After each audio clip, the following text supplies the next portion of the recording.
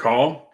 I don't know how soon it is for you guys to actually hop on this. I know you're like hitting refresh right at the 9 o'clock moment. So I'm going to wait a few minutes before I dive in. But I'd like to welcome you guys all out here. It's good to have you on this morning Power Up Call. This one has been a long time coming. I've talked to a lot of people inside of the Ask Professor Andrew channel. And one of the biggest questions I get is how do I look at one business and actually find out how to help that particular business? Like, what do I have to do? I've learned how to write. I learned how these different, the roadblocks and different, I learned some of these things in boot camp, but how do I actually apply that?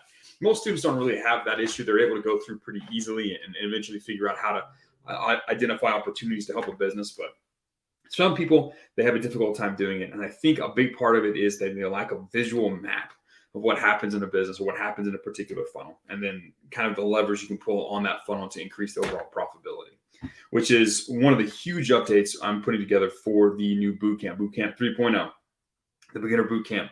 It's going to be not just me talking and reading different things. It's going to be a lot of visual explanations, especially for the concepts where that matches like business growth and funnels and stuff like that. There's going to be a lot of visual elements because that makes learning so much easier. So we're going to kind of tease some of those today.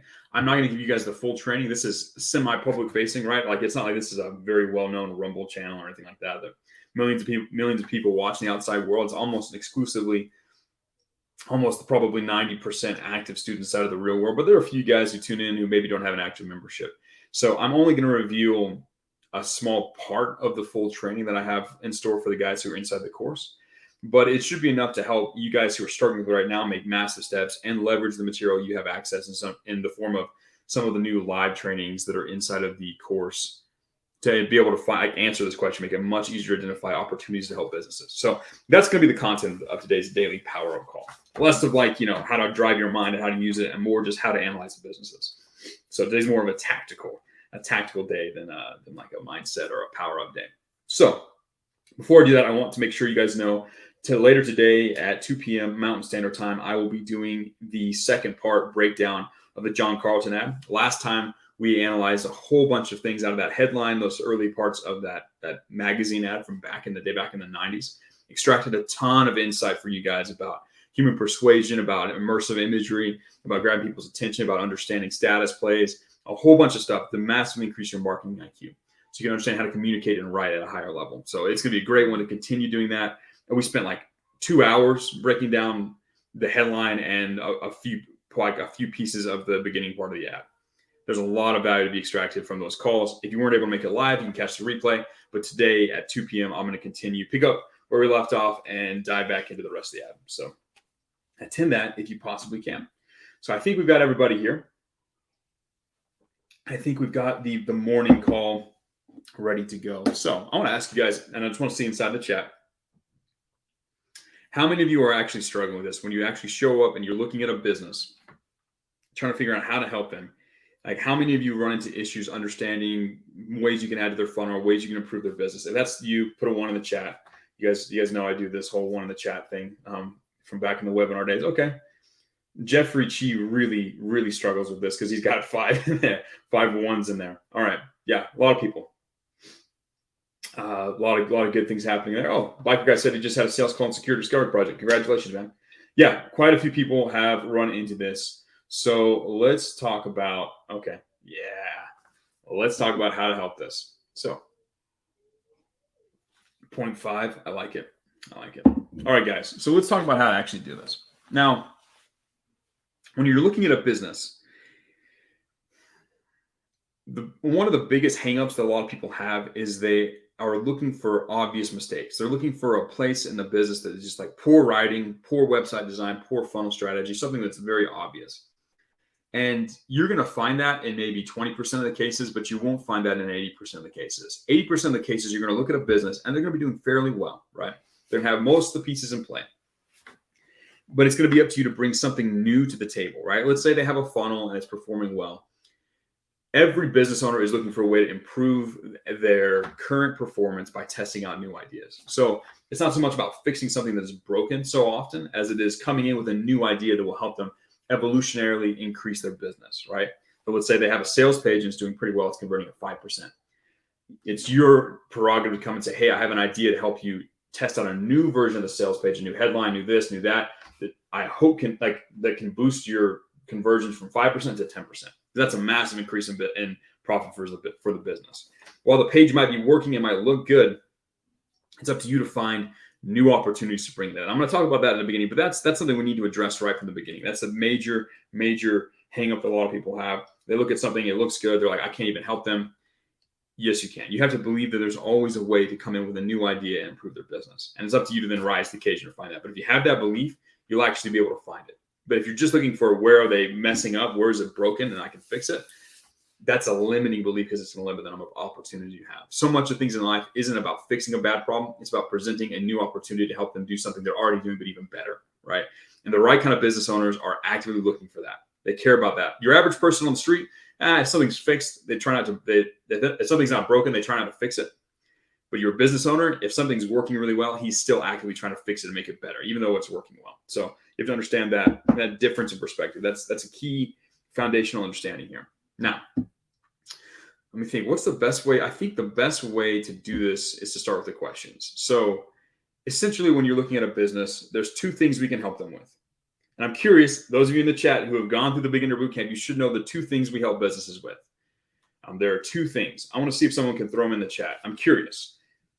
We've got a lot of good students here. A lot of the diehards are here. You should be able to list this. What are the two things we help a business do to increase their profits? I'll sit here patiently and wait and see if anyone can drop something in the chat. Because I'm curious. I'm curious how many of you remember this. It's interesting because we start at the beginning. I talk about, how people work and how businesses work. And then you spend all that time learning how to write. And sometimes you forget those early lessons, right? LTV and scale. Yeah, you guys have got this right. We either help them increase the amount of their current customers that buy from them and how much they buy from them, or we help them find new customers, right? We help them increase their LTV per customer, or we help them increase their scale. Now, there's a lot of ways to do that, right?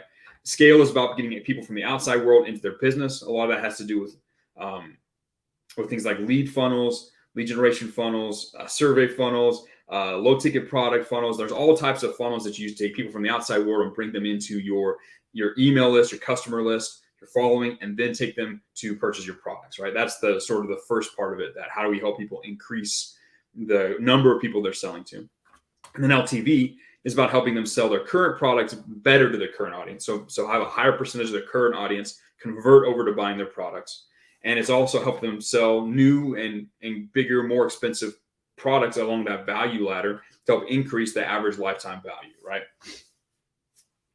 That's essentially what we do, right? Sometimes we're going to help them sell their current things better. Sometimes we'll help them launch new products. Sometimes we'll help them address a new segment of their audience that hasn't been addressed well enough and get them to purchase. There's a lot of ways that we do that, but those are basically the two things. So when you're looking at a business from the top down, either from you're just looking at their website trying to evaluate their online presence, or you're on a sales call with them, you're really just trying to find which of those two you want to help them with, right? And you can help them with both over the course of time. Once you land a client, you can help them with everything, right? But when you're first looking at a business, you want to try and figure out which one of those you want to help them with. If there's one that's apparently a problem, right, you got to look and you got to ask yourself, what are they currently doing to increase their scale? What are they currently doing to increase their lifetime value, right? Just look at those two things and kind of map it out in your mind. Once you have an understanding of what those things are, you want to ask yourself, what are they doing to currently attract these new customers? And is there any obvious mistakes? First of all, if there's any obvious mistakes that they're doing to attract new people, their lead, their opt-in page, their upsell sequence, all that stuff on that first part of it, if there's any obvious mistakes, you want to help them with that. You want to see if there's any obvious mistakes that they have when they're trying to increase the LTV per customer. Is there any mistake on their sales page? Is their product poorly positioned? Do they only have one low-end product? You can identify any glaring mistakes. Let's just say, because again, those 20% of the cases where there's a glaring mistake, you want to find those. And then you want to ask yourself, okay, this is what they're currently doing to increase their scale. This is what they're currently doing to increase their LTV and sell to their audience. What new things could I bring to the table for them to test? What new ways to attract outside people could I bring for them? What new ways to sell this current product could I bring to them, right? What new ways to sell this new product they just launched that they're having a hard time selling? What new ways can I bring to that, right? You're going to look for glaring problems with what they're currently doing, or just a different way to do it. It doesn't even have to be something that you 100% know is better, but just a different way. You can look at their emails and say, what if instead of it doing this way, we did it another way? Would that increase the conversion, right? So you look, you ask yourself, what are they doing to increase their scale? What are they doing to increase their lifetime value of their customers, right? And then you look a layer deeper. What's good about what they're doing? What's bad about they're doing? What new ideas could I bring to this to either fix a glaring mistake I see with their current stuff, or just be a new thing that should help increase the conversion rate or the flow? This will make a little more sense when I switch to the visual part of this presentation, right? Once you identify that, you should start to have some new ideas, right? You're going to start to see opportunities to fix something that they might be missing. Maybe they don't have an upsell page after someone purchases a product. Maybe they don't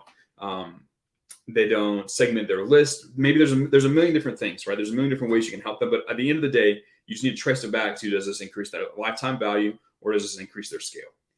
If you could trace it back to one of those things and then connect it with the customer language of how they're thinking about their top 3 problems, you can usually grab their attention and get them to purchase from you. So those are the questions you want to ask yourself. What are they currently doing to increase their lifetime value? What are they currently doing to increase their scale? Are there any glaring mistakes? What new ways could I approach fixing this that they haven't thought about yet? Those are some of the ideas here. So those are the questions. Now I want to see if I can, Mr. Producer, share my screen, because I've created some amazing, they're not amazing. I've created some diagrams of the 3 common funnels that you are going to want to understand. Now, these are the basic versions of this. These are the very, very basic versions of, all right, you guys should be able to see this now. These are the very basic versions of the 3 basic funnels. There's a million variations. And inside of the new bootcamp, I'm going to have not just these funnels, but like the main 6 variants of each one. I'm going to talk about different factors that you want to do to increase and improve the actual performance of each one, and like a million other things. So the bootcamp's going to have a bunch of my favorite variations, my favorite add-ons to these. But this is going to be the basic version. Let's see if I can zoom in here for you guys. One second. Let's see if we can get this right. Oh, there we go. Now we can zoom in. All right. So this is your basic lead funnel. Let me share it. Let me switch this to where it's a little bit easier for you guys to see. Oh, my mouse is having a hard time understanding this. All right. Here we go. You guys should be able to see that fairly well. All right. This is a lead funnel. So the way this works is you have your traffic sources. You have their audience on any of the major social platforms. Maybe you're paying Facebook ads. Maybe you're doing paid ads. It doesn't terribly matter for this, right? Like, you can use whatever traffic source you want, but you drive it to an opt-in page, also known as a landing page, a squeeze page. An opt-in page is basically where they trade their email address or contact information for a type of downloadable asset or access to a resource that they want for free, right? It's that first step on the value ladder most of the time. So they opt in. Once they opt in, they put their email address in. They get their email with their access to their stuff. They're usually rerouted to a thank you page, either with the content or just a thank you. And then often there's an upsell immediately after, an immediate upsell. Now, upsell means when someone's purchased something or taken action, they're right there in the buying window. They're hot. They're excited. They're doing this stuff. At that moment, that's your best time to pitch them on the next product, right? To give them an additional opportunity. When you add that upsell, it immediately increases your LTV, right? Because, maybe 5% of people buy this, say this is free, and maybe 5% of people who sign up for this purchase the $97 product. That's the upsell right there, right? Well, what that does is it helps you pay for any paid ads you have over here, and it increases your LTV, right? To get someone from who just would have opted in to now purchase something, right? Anyways, so normally the flow is you get traffic, you drive them to the opt-in page, usually using short form copies, something like DIC, PAS, HSO, some types of visual ads, whatever you do to get them from there, maybe from your email list or friend's email list onto the opt-in page here. They opt in. Once they do, they now are on your email list. You could send them emails for the future, right? You're going to send them a welcome sequence that sends them to upsell them to that first product on the product ladder, usually. And that's kind of the main flow. Traffic to opt-in page, to a thank you / download page with an upsell offer, right? And then you have the email sequence on the back end. Once they join your email list, then you have an email upsell sequence that you can take and put them to this upsell offer and then launch to the next offer, and so on and so forth, right? Now, that is a visual representation of what a lead funnel works. This is helping them increase their scale. This is taking people from the outside world and bringing them into their customer base and getting some sales in the beginning. This is it in its most basic variation with just an upsell added on, right? If you didn't have the upsell, it would just be the traffic, opt-in, thank you, email sequence, done. That's the lead funnel, right? It's extremely simple. There's a lot of ways to do this opt-in. This is just a basic like sign up for, like, for example, my 10 tips book on my website. That's an example of a very basic, extremely basic lead funnel for you guys to look at. Simple opt-in page. You get the resource via the email stuff. Thank you page. And I don't have anything else to upsell you on, so I don't sell you anything else, right? So that is a lead funnel. Real quick, I want to go ahead and switch the screen back over. I want to check the chat. Did seeing that help you guys understand the idea of a lead funnel? Give me a yes in the chat if so. If seeing that has helped you understand how lead funnels work and where you can help them. Just curious. I want to check the chat and make sure we're good. Yeah, Jimmy Chi is very excited about this. He puts like 5 things in every time he says yes. I appreciate it. I appreciate the enthusiasm. Enthusiastic people win. Okay. So if you're looking at a business, okay, I'm going to go back to sharing my screen. I just wanted to check, make sure you could see everything and it helped you. Okay, it's been valuable. Let's go back to sharing my screen. Oh, that's the wrong one. You guys can see my face. Don't need to see my face and the chat. Let's pull it up. Like I said, there's only one Mr. Producer, and he is not running this show right now. So let's share it again. So again, this is the basic lead funnel, right? And it's your job. And the thing is, people measure the percentage, right? They measure the percentage of people who opt in. They measure the percentage of people who open these emails, the percentage of people who clicks these emails, the percentage of people who buy these upsells, right? The percentage of this is going to be tracked, and you should be tracking the percentage of each individual step as you go through this. Now, there are different levers you can pull to improve it. Let's say you see someone's business and they have a lead funnel. You can help them get more people from this list onto the opt-in page. That's one way that you can help them. You can help them improve the number of opt-ins on this page. That's another way, by improving the copywriting for this page, improving the positioning of the actual free value that you're offering, that kind of stuff, right? 3, you can help people improve the percentage of people that go from opting into purchasing on this upsell page. They might not have an upsell page, and you can help them add one. That's a big way that you can help them. But you can increase the number of people that go from opt-in to immediately purchase, right? That's 3. A 4th way you can help them is you can help them with this email sequence so that more people, once they opt in, are able to buy into the brand and start buying this first product. Those are like the 4 main ways you can help someone with a lead funnel, right? You can look at this, look at their business, explore, click around on their social media pages, click on their opt-in pages, opt in, see what the rest of their process looks like, see what the emails they are that send, and you can see what they're doing wrong, what they're doing right, and you can see some new ways that you can fix it. Like, oh, this is cool, right? This opt-in is fun. They only send 3 emails though. What if I help them send 2 more that identify people that might have had their biggest objections for not purchasing, and I address those objections in the follow-up, those additional 2 follow-up emails. Boom. Hey, look, there's a new idea for a way to help a business increase their revenue and increase the number of people that kind of come into their product for that first thing. Boom. Instant example, right? So when you're looking at a funnel, identify where they are and identify if there's any obvious weak points, right? If very few people are coming from their social media to the opt-in page, you want to help them with this part of the process. If you can tell this opt-in page needs some work and probably not a lot of people are opting in, you can help them improve that. If you give these emails and they're not very compelling and driving people toward the upsell, or if the upsell sales page is junk, you can help them with that. That's sort of the basic way that you can help someone with a lead funnel. So let me go ahead. I'm going to pull up the other funnel. This has been a fun one. And again, this is just a tease, right? I've got so much more beyond this when it comes to funnels that I'm only going to release to the people inside of the course, just because it's so valuable. Let me pull up the next one though. I've got a bunch of variations. There's a bunch of different ways to do lead funnels to make them exciting. I've mentioned a few of them in like tangentially. So I'm going to kind of save those for the people inside of the course. But yeah, there's a lot of ways you can run those funnels to make them more successful. All right, let me go ahead and share my screen again. This is the next main type of funnel, right? And this is for, that's kind of junk. Let's see if I can change the way this is positioned. I don't know if I can. Yeah, it's kind of blocked out. All right, let's see if we do this. Hopefully you guys can still hear me. This is a sales or a product funnel, right? And basically it's pretty simple, right? You have your traffic sources, either your social media platforms the brand is running, maybe it's their email list, and you drive traffic to a sales page. Now the sales page can either be a video sales page, it can be a regular sales page, but you have your this is probably like, we're going to be talking specifically about like your products, right? So this is your $97 course, your $5 product, your $2,000 product. It doesn't really matter, right? You drive them to a sales page. Once they purchase or decide to purchase, you're going to drive them to an upsell page, right? Where you add a new product to increase the LTV. They're going to get an order page where they check out, they put their credit card information or whatever. Boom, they can do a thank you page. They can download their asset, and then boom, they get access to the actual product on the back end. This is the basic funnel, right, for purchasing a product. The main levers you pull here are helping get more people to go from their traffic sources to the sales page. More people on the sales page to actually purchase. More people to purchase their upsell offer. Higher conversion rate through the order page here, and then you can help them do this other stuff. There's other things you can track, right? Like you can also add on top of this. Now, this is kind of some of the other things I'm going to share inside the course. So I've decided to just go ahead and tell you some of them now.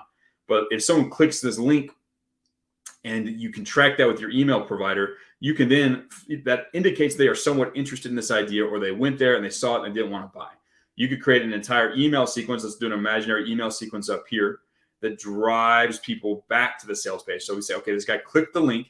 He's obviously interested in this. I'm going to send him 2 more emails that aggravate his pain and get him to want to purchase now. And I'm going to send him 3 more emails that handle his biggest objections and drive him to come back to the sales page, right? That's one example of an add-on here, like a non-visible part of this particular map that you can use to help increase the number of people who purchase from that sales page and therefore increase the LTV per customer.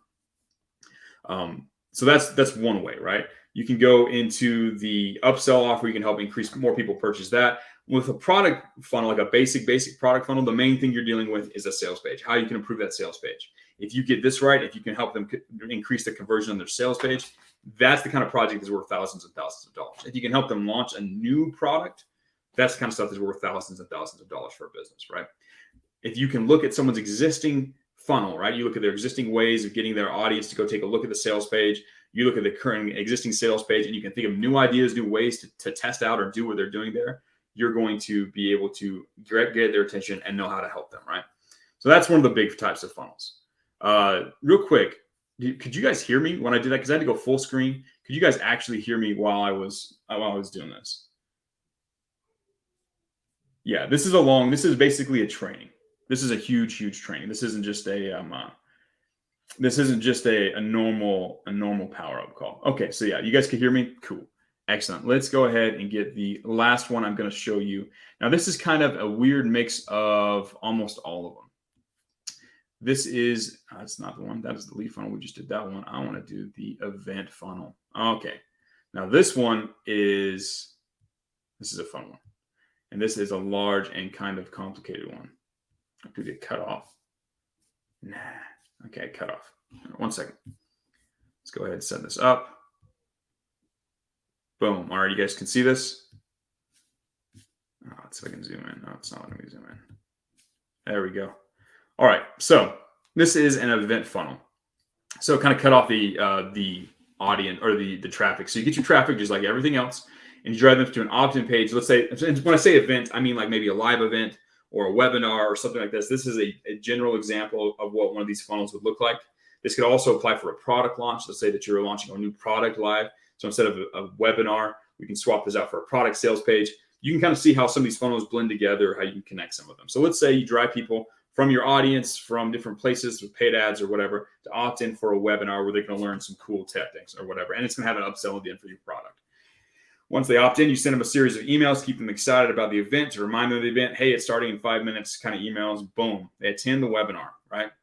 Once they attend the webinar, you're going to teach them a whole bunch of cool stuff. You attend this live event and just a cool masterclass or whatever. At the very end, you're going to ask them to go to a sales page and purchase your product, right? At the end of a webinar, usually you're selling a fairly high ticket program for anywhere from $500 to $10,000 or more, right? It really just depends on what you're selling and who you're selling to.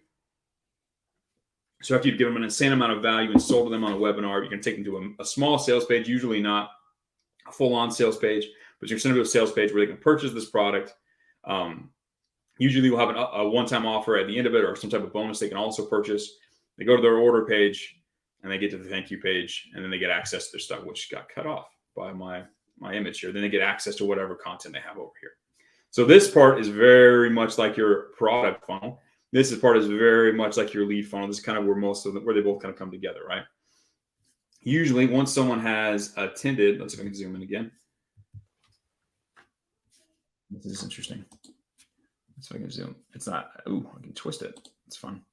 Yeah. So anyways, once someone has opted in here for your webinar, let's say they viewed it, you knew that they were there because your webinar tracking software tells you who showed up.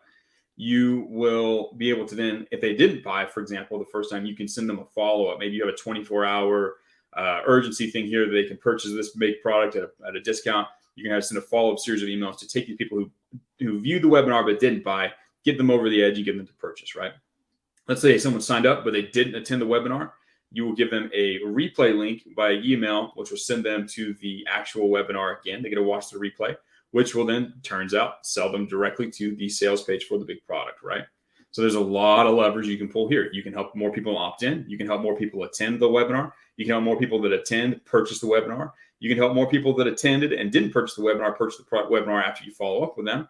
You can help more people who didn't attend the webinar live, attend it, watch the replay, and more people buy from the replay. You can also help more people purchase the upsell. You can have more people consume this, and you can even, there's a whole bunch of other funnels you get on top of here. There are other upsells you can give them. There are ways you can collect testimonials that you can turn around and use over here. There's a whole bunch of different ways you can stack on top of this. And this is the event funnel. This is for things like webinars, product launches are fairly similar.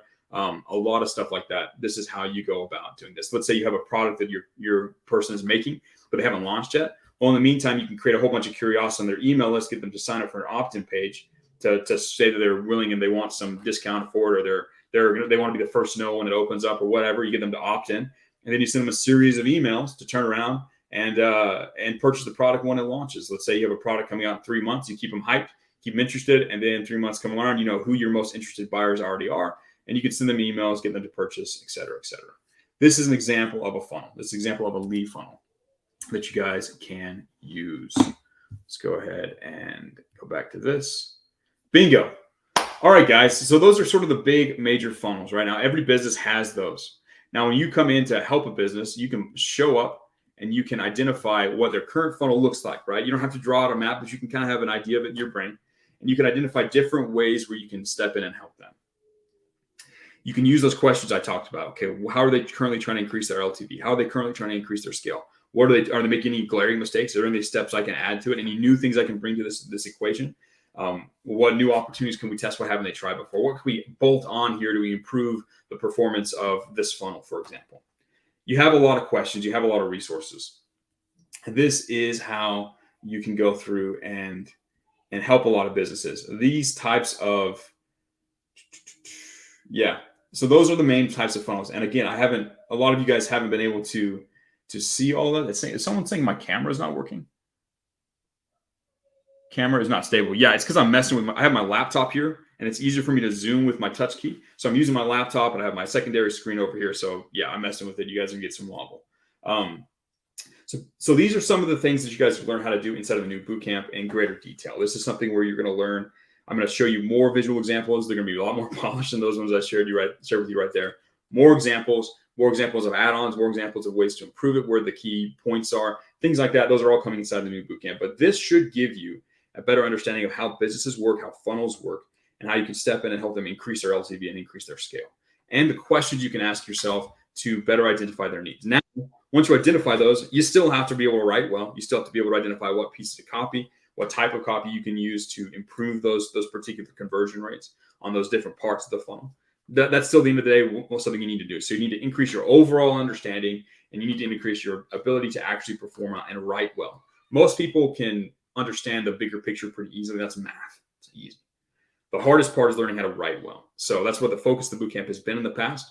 It's what it's going to continue to be the focus of the main focus of the bootcamp when we update it. But we're also going to add in a bunch more research and get a bigger picture, bigger understanding of how these online businesses work. In the meantime, take this, use this, help this, make this be a part of how you look at businesses during your prospecting portion of your time, and also during your sales call part of your time. It's going to help you find opportunities to help them and help them achieve their goals faster and easier. But at the end of the day, you need to make sure that you're investing your time in improving your actual writing skills, your marketing IQ, which is why I think that attending things like today's live call, where we break down the John Carlton edit, is extremely important for you. It's why half of the things on the daily checklist are actually to help you practice and improve your writing skills rather than do prospecting, because you need to have that foundation if you want to be successful at this. Sure, you need to understand the big picture. Sure, you need to be able to prospect well and come up with good subject lines for your outreach. That's important.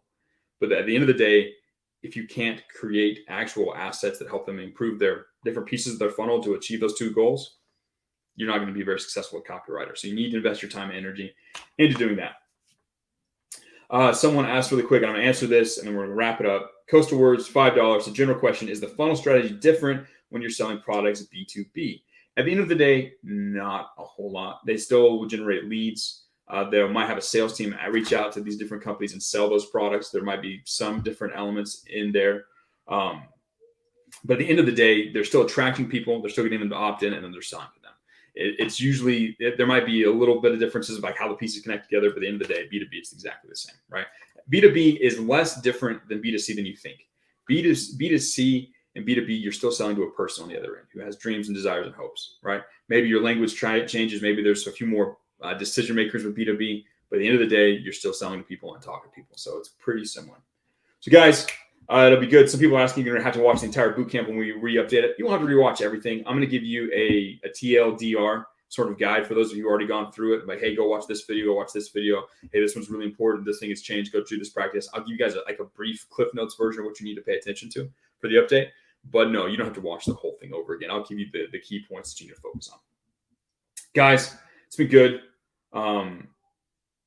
I'm excited to continue to share these things with you. If I didn't get to answer some, because I see some good questions inside of the live chat, if I didn't get to answer them on the call, go to the Ask Professor Andrew channel, ask me there, or go to the live call this afternoon. I will answer them for you live if we have time. My friends, it's been a good one. It's been a good call. It's been a very long one. This is one you're going to want to bookmark, come back to as you run into this problem, as you try and look at different businesses and try and find ways to help them. I will talk with you guys again later today and tomorrow on our morning power-up call.